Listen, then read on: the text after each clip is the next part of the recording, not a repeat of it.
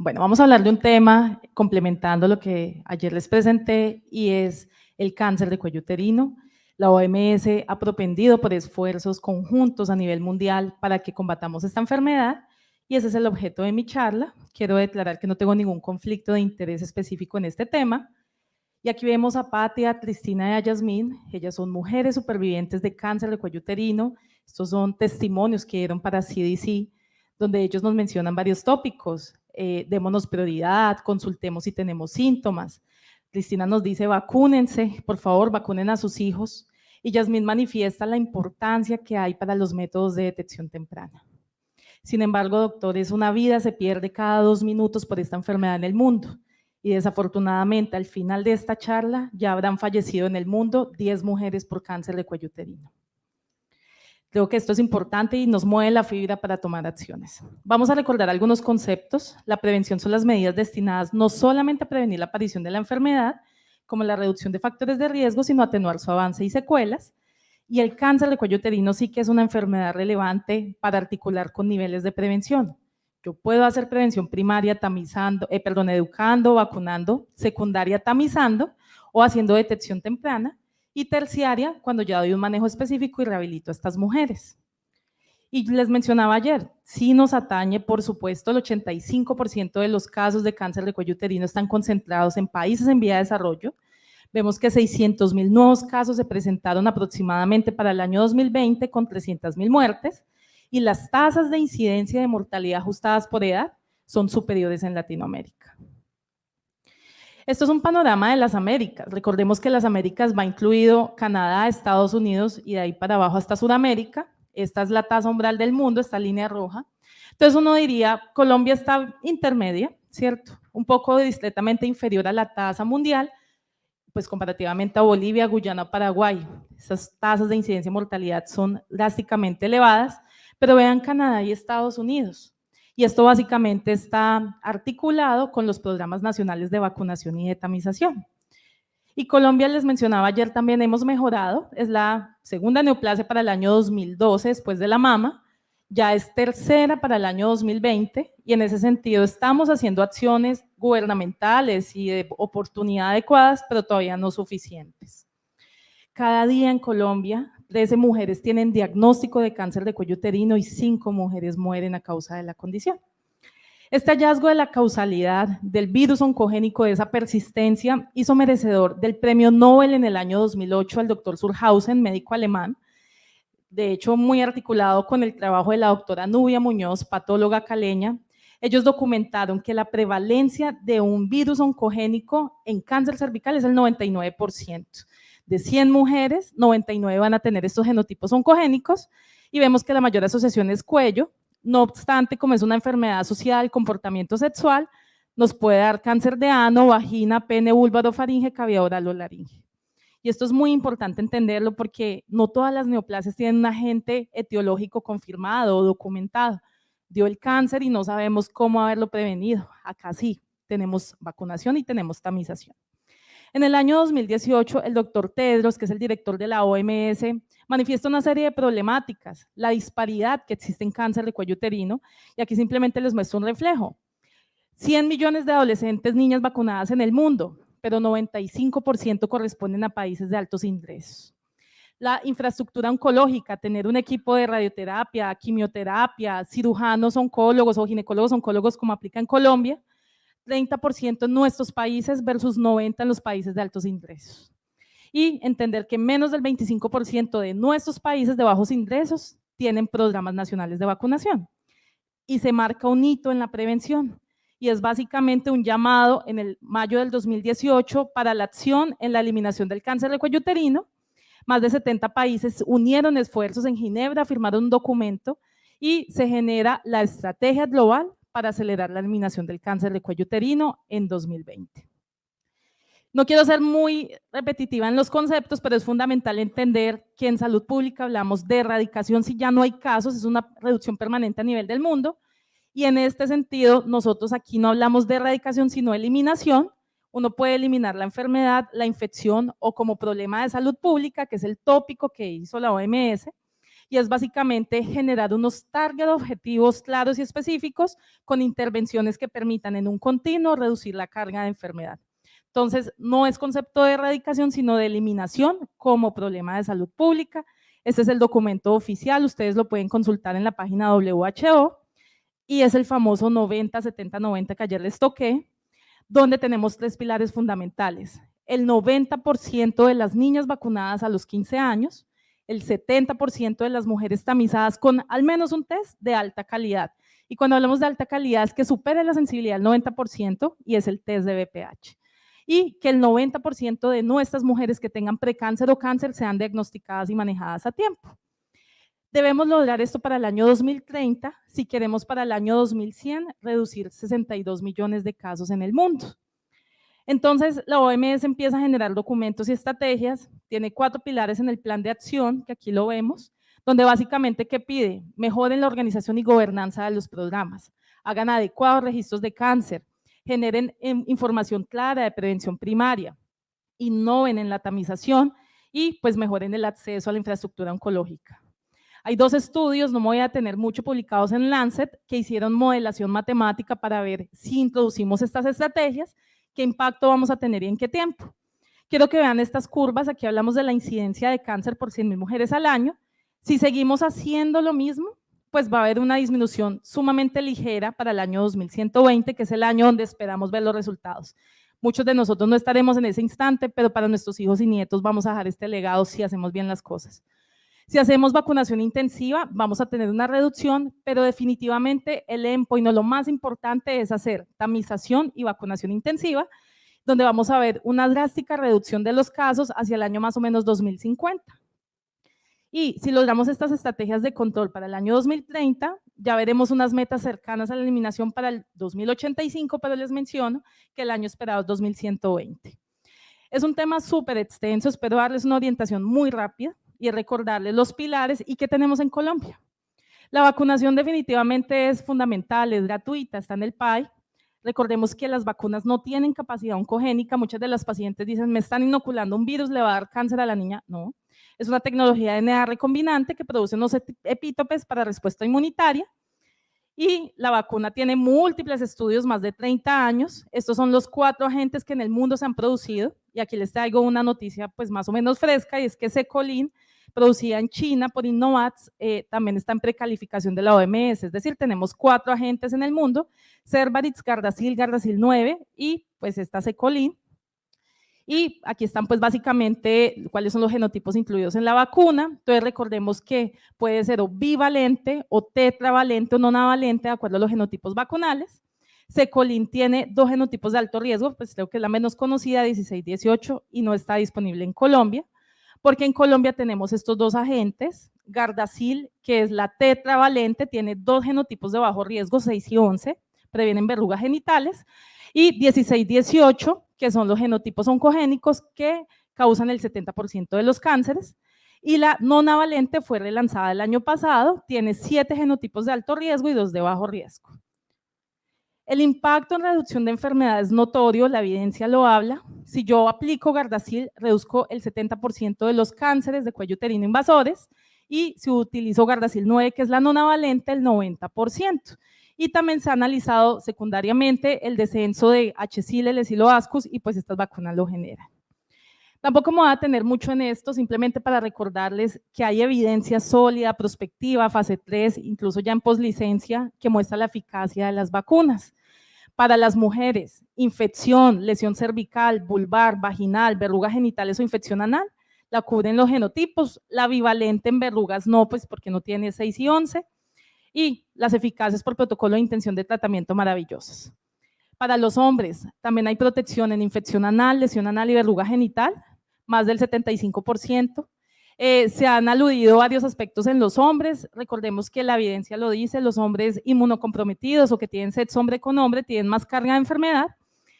No obstante, pues todos estamos expuestos, y un discreto efecto de protección de rebaño al cortar la cadena de infección vacunando hombres. Para las mujeres, pues porque no va a tener exposición a ese virus.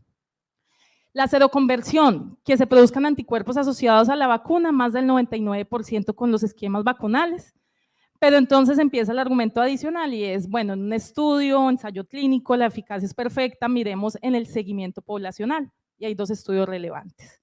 Este estudio de Dinamarca, 580,000 mujeres, donde se determinó la incidencia de NIC3+, es decir, NIC3, carcinoma in situ o invasor, y vean la incidencia tan diferente de las vacunadas 7.7 por 100,000 versus las no vacunadas 133.5 por 100,000, pero el estudio insignia para los provacunas como yo es ver el desenlace duro que es cáncer cervical, fue publicado en el New England Journal, un registro sueco de 1.600.000 mujeres, donde la incidencia de cáncer de las vacunadas fue 47 por 100,000 versus 94 por 100,000 las no vacunadas. Los números hablan, no es el estudio del laboratorio que financió, no, esto es la evidencia poblacional. Respecto a la seguridad, rápidamente se le han atribuido múltiples eventos adversos, especialmente asociados a autoinmunidad, pero todo ha sido asociación temporal más no causal, y este es un ejemplo chiquito para que todos entendamos. Estamos en la ciudad X, donde van a haber 5 casos de diabetes tipo 1 por 1.000 mujeres o por 1.000 niñas de 9 a 18 años. Está María, está Josefa, está Lina, está Sofía, está Carolina. Si yo soy la mamá de Lina, ¿sí? Y tengo que el evento está precedido por la vacunación o de Carolina, pues posiblemente yo diga, definitivamente le dio diabetes porque vacuné a mi hija. No obstante, si yo soy la mamá de Carlota y presentó diabetes y después la vacuné, pues yo no voy a decir que fue por la vacuna contra el VPH. Entonces, eso es lo que se ha demostrado en la vacunación. Asociaciones temporales, es decir, las pacientes pueden presentar un evento que iba a presentar por carga de enfermedad, pero no fue la vacuna. Y eso es muy importante entenderlo. Salió una revisión de Cochrane, 26 estudios, 73,000 mujeres, donde la incidencia de eventos adversos leves, graves y muerte fue exactamente igual de vacunadas o no vacunadas. ¿Qué le puedo decir a la mamá entonces? El único evento adverso, digamos, más documentado, dolor en el sitio de la inyección, síntomas pseudogripales, un poquito más de incidencia de síncope, pero ninguno que afecte su seguridad o su vida, pues comparativamente al beneficio que genera esto, que es toda la protección. Colombia, desafortunadamente, el fenómeno de Carmen de Bolívar, no me voy a detener en esto, sé que ustedes conocen también un poco de esto, los que hemos sido personal de salud. Para el año 2016, caídas abruptas de las tasas de cobertura, y a la fecha tenemos 39% y 11% para primera y segunda dosis respectivamente, en una enfermedad que si uno vacuna previene un 70 o 90% de enfermedad de cáncer. No estamos hablando de un evento diferente. Entonces, doctores, niñas de 9 a 17 años, este es el esquema PAI, 2 dosis de 0 a 6 meses. En la población inmunocomprometida se sugiere 3 dosis. Y si yo me puse una dosis, completo el esquema y no se reinicia. Algunos nos preguntan que si tuve la tetravalente en esquema completo y quiero ahorita la nonavalente, recordemos que vemos un beneficio superior que está en el escenario privado, que vale más o menos 3 veces la de la tetravalente en el escenario privado. Y se puede poner, hay un solo estudio que habla de un intervalo esperar después de completar la tetra, completar el esquema de nona un año después y se hace completo. Los chicos en Colombia no se están vacunando en el PAI, pero se pueden vacunar y digamos que el esquema es de 9 a 14 años 2 dosis, de 15 a 26 años 3 dosis y por encima de 27 años no hay evidencia en seguridad, por lo cual pues no se recomienda rutinariamente. Salió un statement ahorita en diciembre del 2022 de la OMS en aras de articularse con la estrategia y está diciendo que reduzcamos las dosis, 1 a 2 dosis para niñas de 9 a 14 años, 1 a 2 dosis para niñas de 15 a 20 años y 2 dosis para mujeres mayores de 21 años. Pero quiero aclarar que este statement, para adoptar en Colombia una recomendación y que esté incluida en el PAI, hay que esperar el Comité Nacional de Inmunización, y sé que se están reuniendo y están pues como analizando esta evidencia para definirnos. Entonces hasta la fecha pues son las 2 dosis del PAI.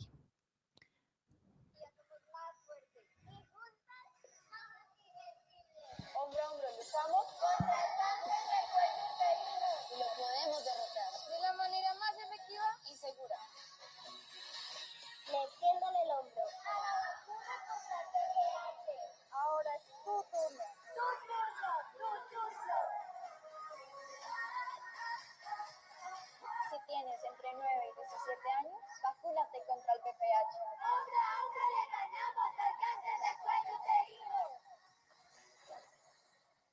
Este es un comercial muy lindo que sacó el ministerio y que empodera a nuestras niñas para vacunarlas.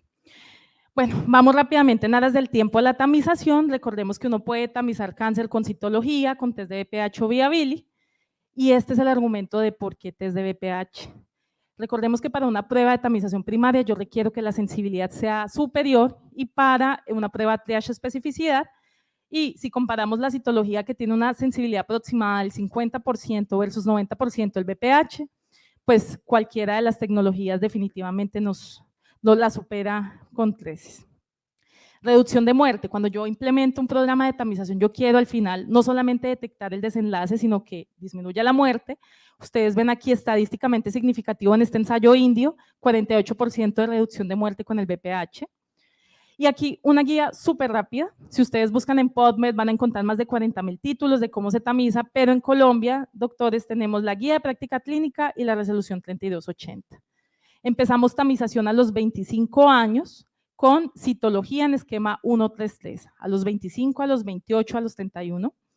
Y antes de los 25, según la ruta integral de atención, solamente si hay factores de riesgo, la guía no te dice cuáles son los factores, pero el juicio clínico es el que manda y se llama tamización de oportunidad. De 30 a 65 años, ¿qué vamos a hacer? Test de BPH cada 5 años. Si sale negativo, hay que tener en cuenta después de los 65 años que no hacemos tamización rutinaria si la paciente no tuvo patología preneoplásica cervical. Y las pacientes post-histerectomía, doctores, la guía dice que verifiquen que no tenga cuello. Sabemos que hay escenarios de histerectomía subtotales donde hay un muñón y hay que tamizarla según el grupo etario.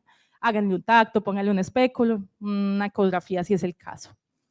Difícil acceso geográfico, todo esto lo encuentran súper fácil, GPC 2014 Google, y ahí les sale la guía, pero esto es como un resumen. Hacemos viability, articulado con estrategia ver tratar, 30 a 50 años.